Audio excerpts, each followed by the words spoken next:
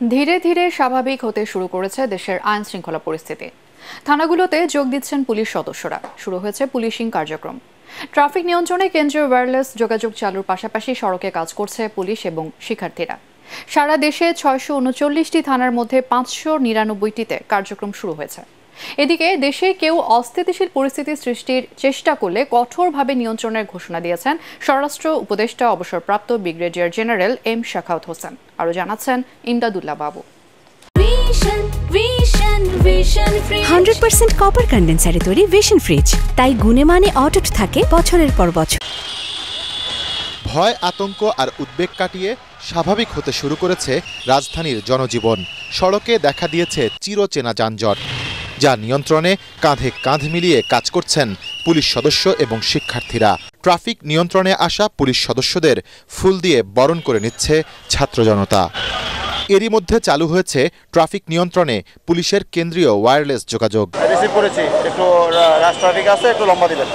ফলে নগরীর কোন পয়েন্টে বেশি যানজট, সেই পয়েন্টের সাথে যোগাযোগ করে ট্রাফিক নিয়ন্ত্রণ করা যাচ্ছে। সবকিছু যেহেতু স্বাভাবিকের পথেই, তো এর জন্য যানজটটা একটু বেশি। সন্ধ্যা পর্যন্ত আমরা দেখবো যে বিভিন্ন পয়েন্টে কিভাবে ট্রাফিক পুলিশরা আসছে, এটার উপর নির্ভর করতেছে যে আমরা আগামী দিন থেকে আমরা আমাদের কার্যক্রম করব কিনা। সব পয়েন্টে সবার সাথে যোগাযোগ করতে পারতেছি এবং রাস্তার অবস্থা মোটামুটি ভালো। ছাত্র ভাইরা আমাদেরকে হেল্প করতেছে। পুলিশের সব সদস্যকে বৃহস্পতিবারের মধ্যে কাজে যোগ দেওয়ার নির্দেশ দেওয়া হয়েছে স্বরাষ্ট্র মন্ত্রণালয় থেকে। তাই থানাগুলোতে দল বেঁধে এভাবেই কাজে যোগ দিতে ছুটে আসছেন পুলিশ সদস্যরা। এতে রাজধানীর থানাগুলোয় গতি পেয়েছে পুলিশিং সেবা।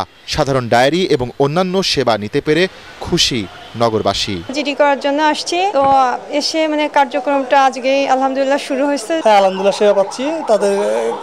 তারা খুব সুন্দরভাবে কাজ করতেছে। পুলিশ কর্মকর্তাদের আশা 2-1 দিনের মধ্যে পরিস্থিতির আরও উন্নতি ঘটবে। কম সময়ের মধ্যে সিনিয়র স্যারদের নির্দেশনা অনুযায়ী পরিস্থিতি বিবেচনা করে আমরা সম্পূর্ণভাবে আমাদের যে পুলিশিং কার্যক্রমটা সেটা আমরা শুরু করতে পারবো বলে আশা রাখি।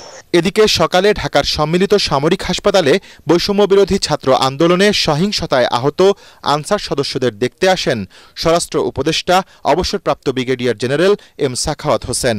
পরে গণমাধ্যমকে তিনি বলেন, আন্দোলনে নিহত অনেকের শরীরে নিষিদ্ধ অস্ত্র থেকে ছোঁড়া বুলেট মিলেছে। দেখলাম তাতে বেশিরভাগই হচ্ছে ইয়াং ছেলে, সিভিল ড্রেস পরা। হু আর দিস পিপল?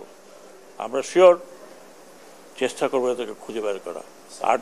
আর যদি ভালো চান, আমি অফার করছি এই রাইফেলগুলো ফেরত দিতে হবে ইন 7 days। আর যদি না আসে, আমরা ওয়েপন হান্টে যদি কাউকে পাই, তাহলে তার বিরুদ্ধে 2টো চার্জ লাগবে এবং আমি জানি না এটা যাবজ্জীবন হবে কি হবে বলতে পারবো না। আপনারা থানায় দেন, জমা দেন, নিজেরা না দেন কারোর মাধ্যমে দেন। কারা অবৈধ অস্ত্র ব্যবহার করছে সে বিষয়ে তদন্ত চলছে বলেও জানিয়েছেন এই উপদেষ্টা। ইমদাদুল্লাহ বাবু, ATN বাংলা, ঢাকা।